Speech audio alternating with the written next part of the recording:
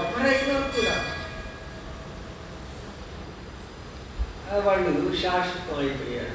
అందుకనే వాళ్ళ పేర్లు చెప్పుకుంటున్నాం. ఇంకా సచరిత్ర చెప్తుంది, బాబా మీ వలన నాకు శోభ. మన జీవితానికి అందం ఏంటి అంటే మన పక్కనో మన వెనకో బాబా ఉన్నారు. అది మన రూపం కాదు, మన తెలివితేటలు కాదు, మన ఆస్తిపాస్తులు కాదు. ఒకరికొకళ్ళము నిజమైన గౌరవాన్ని ఆ బాబాతో సంబంధం వల్లనే.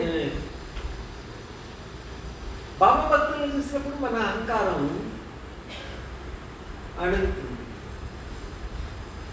అణకువ చూపించగలరు.